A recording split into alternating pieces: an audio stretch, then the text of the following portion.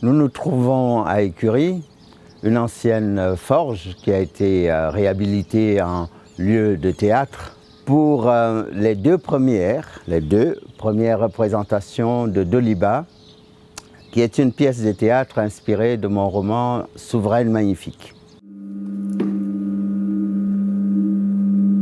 Il est possible que les habitants de Quito aient été touchés par la hargne de Constellation. Ce qu'il avait raconté n'était que du cirque. J'étais stupéfaite. La passivité de Jean me tuait.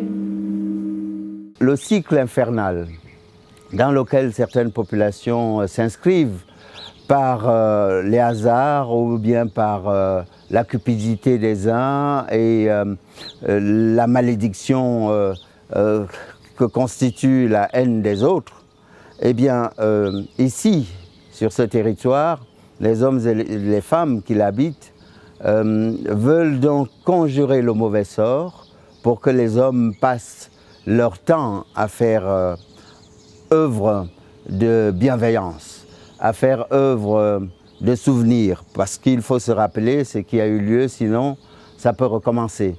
Il y a un truc qui me vient là. L'année de la mort de Lady Di, quelqu'un se souvient? Ah, je sais, 1997. Voilà, c'est ça. Et ce grand basketteur américain dans les années 90, c'était Michael Jordan.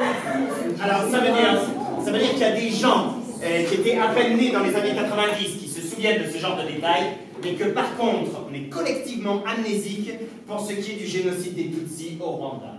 Vouloir rompre avec le cycle infernal de la guerre, c'est aussi pouvoir mettre en scène la tragédie pour qu'elle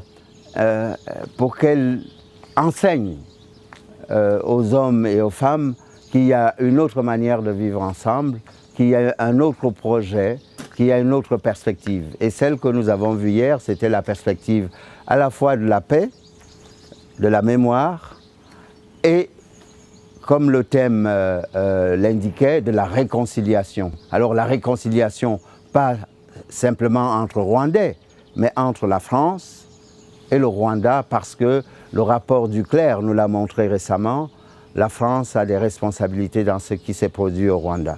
Je me souviens de ce triste matin comme un vent violent qui plie les arbres et les casse. Je me souviens bien de tout. Ce matin-là, des gens à la laine chargée et au regard mauvais sont venus dans notre maison. Ils ont appelé Modeste. Il tremblait comme une feuille. Il fait le beau ici devant vous, mais ce matin-là, il n'en menait pas large devant eux.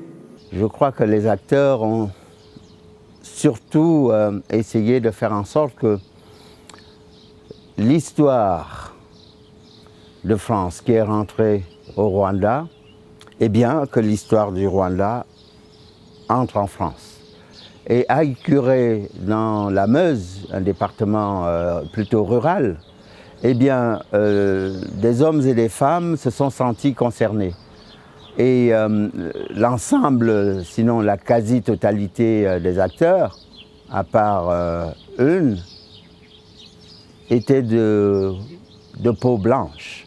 Le territoire est particulier parce qu'il a aussi connu les soubresauts de l'histoire, la violence métallique et puis la tragédie de la guerre. Verdun n'est pas loin, la Marne est aussi voisine.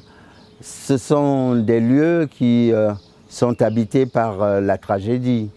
Et je pense que pour la conjurer, les habitants et les institutions de cette région essayent de se retrouver autour des commémorations, mais aussi autour de ce qui fait la tragédie humaine à travers les affrontements. L'autre chose à conjurer, c'est ce qui se passe localement et qui constitue aussi un danger pour demain. Par exemple, sur le plan politique, on sait que 80% de la population dans certains bourgs vote pour le Front National.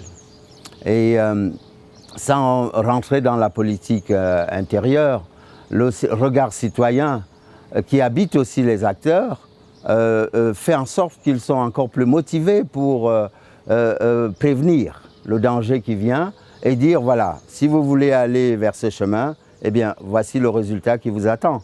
Or, il faudrait plutôt que les hommes et les femmes qui habitent ces territoires ne titillent pas la queue du diable.